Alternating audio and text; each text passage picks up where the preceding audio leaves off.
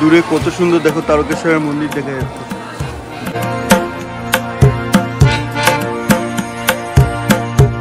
কি পরিমাণে ঝড় দেখো এখানটাতে শুরু হয়েছে, আর এই ঝড়ের মধ্যেও দেখো কত সুন্দর যাচ্ছে মানুষেরা। এদের ভয় বলে কোনো কিছু নেই, কোনো কিছুই এদেরকে আটকাতে পারবে না।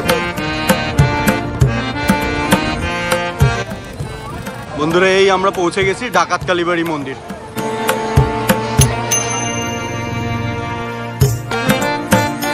মন্দিরটা দেখো কত সুন্দর দেখতে লাগছে এখান থেকে, আর খুব সুন্দর।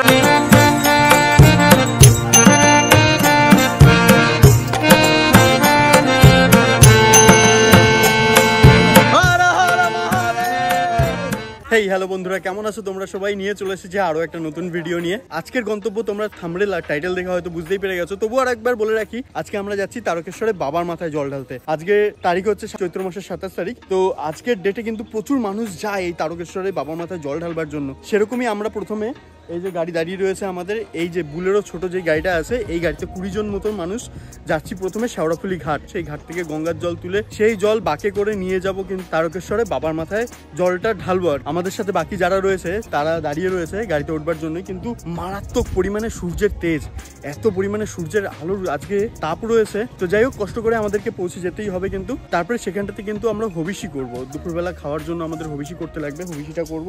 হবিষি করার পরে সেই হবিষির ভাত আমরা খাবো। খেয়ে দিয়ে আমরা কিন্তু রওনা দেবো পায়ে হেঁটে তারকেশ্বরে বাবার মাথায় জল ঢালার উদ্দেশ্যে। একে একে সবকিছু আমি তোমাদেরকে দেখাবো, তোমরা দেখতে থাকো ভিডিওটা, তোমাদের ভালো লাগবে। ঝটপট উঠে পড়ি গাড়িতে, একবার তোমাদের সাথে আবার শেওড়াফুলি ঘাটে পৌঁছে কথা হচ্ছে।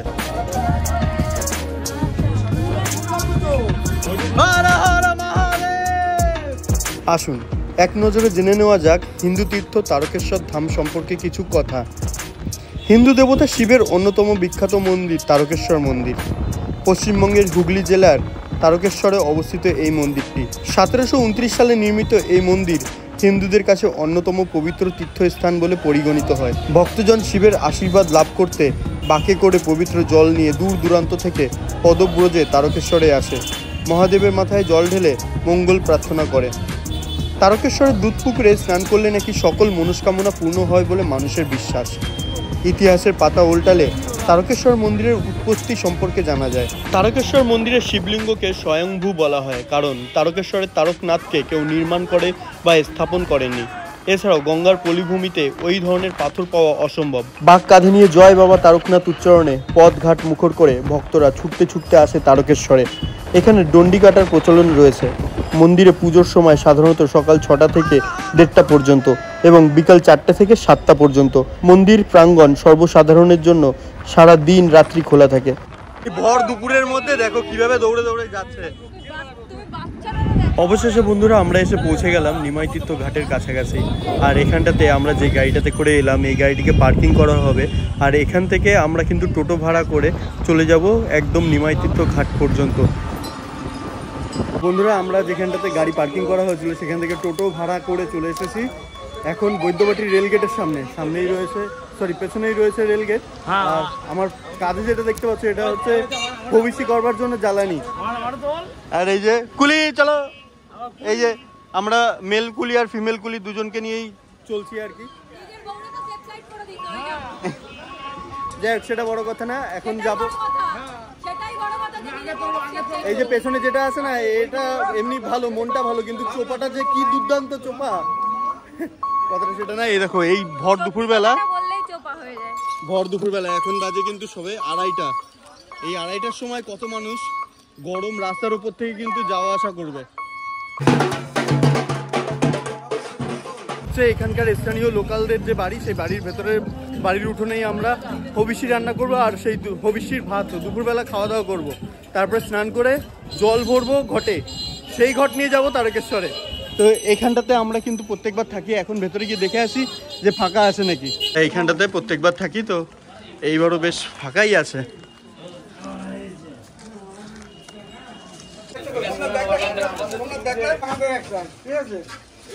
আমি এখন আম ছাড়াচ্ছি।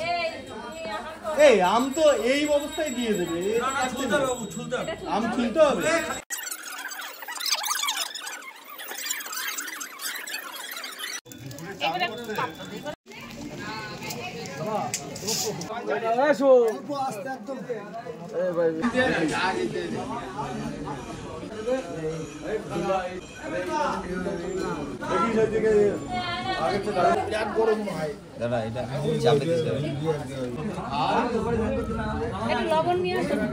হর হর মহাদেব।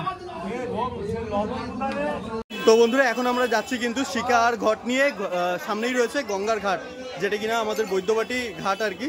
এই দেখো কত মানুষ এখানটাতে জল টল ভরে নিয়ে যাচ্ছে কিন্তু তারকেশ্বরে বাবার মাথায় জল ঢালার জন্য। তো এখন যাব, স্নান করব। আর নিয়ম রয়েছে যে গঙ্গায় স্নান করবার পরে লাস্ট যেই ডুবটা, সেই ডুবটা দেওয়ার সময় একবারে মানে ডুব দিয়েই এই ঘরটাকে ভরে ফেলতে হবে জল দিয়ে, বাবার মাথায় জলটা ঢালবার জন্য নিয়ে যেতে লাগবে। এখানটাতে দেখো কত মানুষ। আর এখানটাতে কেউ কাউকে বলে না যে সাইড দিন, সবাই বলে সাইড বোম। মানে এটাই হচ্ছে যেরকম পুরীতে গেলে ঢাইকিরিগিরি বলে, সেরকমই এখানটাতে সাইড বোম বলে। অন্যান্য বছরের বাকি যে বছরগুলো আমরা এখানটাতে এসেছিলাম, এত পরিমাণে মানুষের ভিড় ছিল সেই টাইমটাতে, সেই তুলনায় এই বছর কিন্তু ভিড়টা অনেকটা কমই আছে। আর সামনেই চলে এসেছি আমরা গঙ্গার ঘাটের কাছে। এটা হচ্ছে মহিলাদের ঘাট, মানে মহিলাদের স্নান করার ঘাট, আর এই পাশে রয়েছে পুরুষদের। বৈদ্যবাটি মন্দিরটা দেখো কত সুন্দর দেখতে লাগছে এখান থেকে।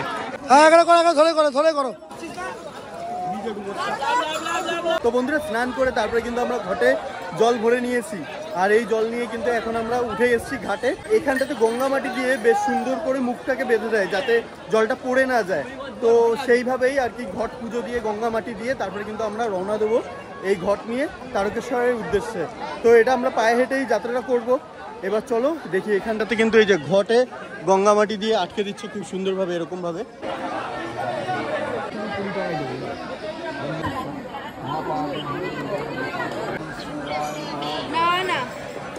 হর হর মহাদেব। অবশেষে বন্ধুরা আমরা পায়ে হেঁটে যাত্রা শুরু করলাম এই শেওড়াফুলি ঘাট থেকে তারকেশ্বরে বাবার মন্দির পর্যন্ত। তো এই শেওড়াফুলি ঘাট থেকে তারকেশ্বর মন্দির পর্যন্ত দূরত্ব 37 কিলোমিটার। এতটা রাস্তা পায়ে হেঁটে যাওয়াটা বিশাল কষ্টকর একটা ব্যাপার, সেই কারণে আমরা মাঝে বেশ কিছু জায়গায় বিরতি নেব। আমরা প্রথম যেই জায়গায় বিরতি নেব সেই জায়গাটি হচ্ছে ডাকাত কালীবাড়ি মন্দির।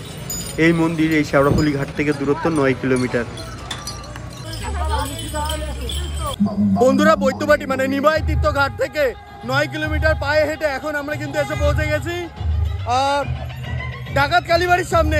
সামনেই রয়েছে জাস্ট আর 100 মিটার মতন বাকি রয়েছে।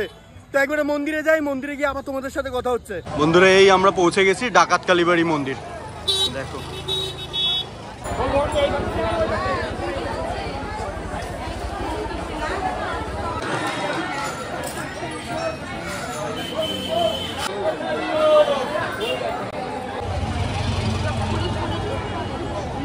কিন্তু প্রচুর শিখ ভক্তরা আসেন, মানে যারা কিনা একদম শেওড়াফুলি ঘাট থেকে জল ভরে প্রায় 9 কিলোমিটার রাস্তা হেঁটে হেঁটে এসছেন এই ডাকাত কালীবাড়ি মন্দিরে। এখানটাতে বেশ অনেকক্ষণ বিশ্রাম নেবে, তারপরে কিন্তু আবার এখান থেকে মারোয়ারি চটি পর্যন্ত আবার তারা টার্গেট নিয়ে যায় যে মারোয়ারি চটিতে গিয়ে আবার বিশ্রাম নেবে। এখান থেকে মারোয়ারি চটির ডিস্টেন্স প্রায় অ্যাপ্রক্স 14 কিলোমিটার মতো।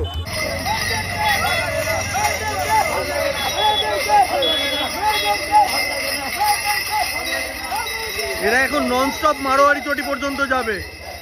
এরা এই ডাকাত কালীবাড়িতে বিশ্রাম নিল না, দেখো সোজা দৌড়চ্ছে। এদের এনার্জি দেখেছো, বাবার প্রতি টান এদের কতটা প্রবল।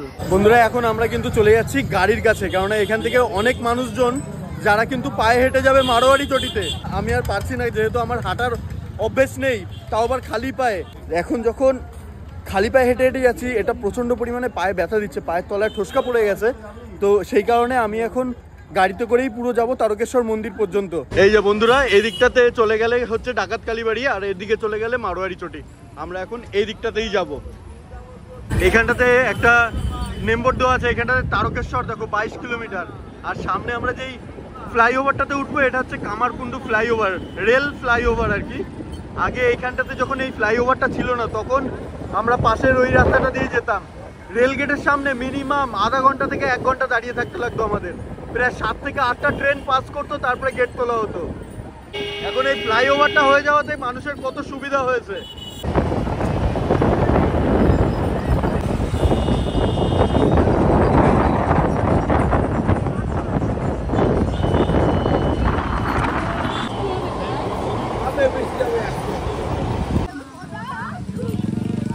পরিমাণে ঝড় দেখো এখানটাতে শুরু হয়েছে জাস্ট।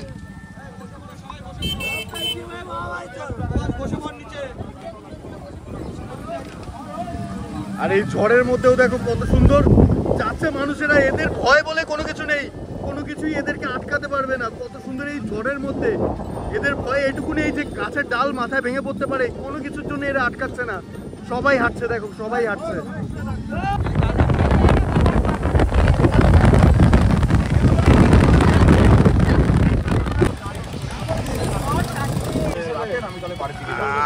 চলো ঠিক আছে, আমি তোমার ফোন করার পরে ফোন করবো।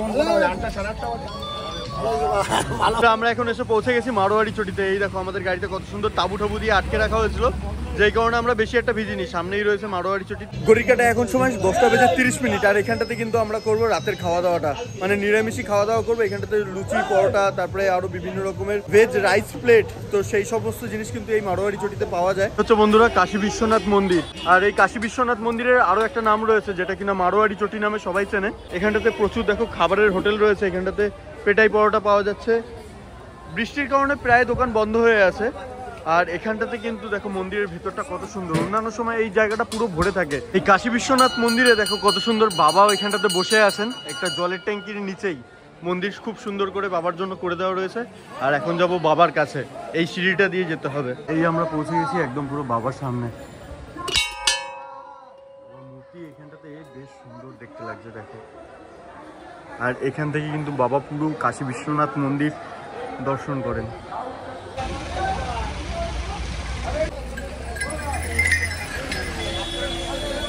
বন্ধুরা ঘড়ির কাঁটায় এখন সময় রাত 12:40। আর আমরা কিন্তু এসে পৌঁছে গেছি তারকেশ্বরের মেন গেটের সামনে। এই গেটটা দিয়ে ভেতরে গেলেই হচ্ছে তারকেশ্বরের মূল মন্দির, যেখানটাতে রয়েছে স্বয়ং তারকেশ্বরের মন্দির। খোলার কিন্তু টাইম রয়েছে ভোর 5টার সময়।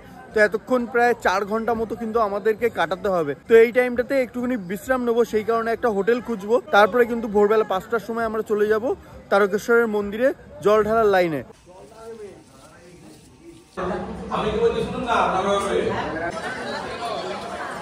ঘড়িতে সময় এখন 6:20। আর আমরা কিন্তু যাচ্ছি বাবার মন্দিরের সামনে। সামনে রয়েছে তারকেশ্বর মন্দির। আর তারকেশ্বর মন্দিরে জল ঢালার আগে কিন্তু আমাদের করে নিতে হবে দুধ পুকুরে স্নান। আমি ছোটবেলায় মনে করতাম দুধ পুকুর মানে পুরো পুকুরটাতে জলের পরিবর্তে দুধ থাকতো, তো সেরকমটা না। দুধ পুকুরটা আসলে কেমন সেটা তোমাদেরকে দেখাচ্ছি। আচ্ছা বন্ধুরা, তারকেশ্বরের দুধ পুকুর, এটা একটা জলাশয় আর কি। পুরো পুকুরটা দেখো জলই আছে। আমি ছোটবেলায় দুধ মনে করতাম। তো এইখানটাতে স্নান করেই কিন্তু আমাদেরকে যেতে হবে বাবার মন্দিরে পুজো দিতে।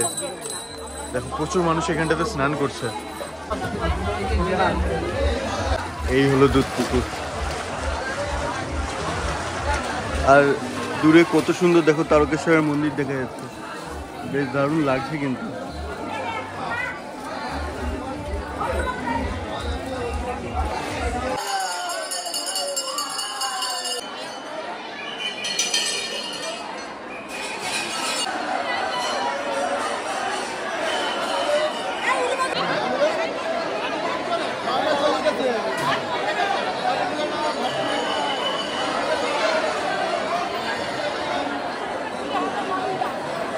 বাবার মাথায় জল ঢেলে যখন ফিরছি তখন রীতিমতন মনে মনে ভাবছি যে যুদ্ধ করে এলাম না সত্যি পুণ্য করে এলাম।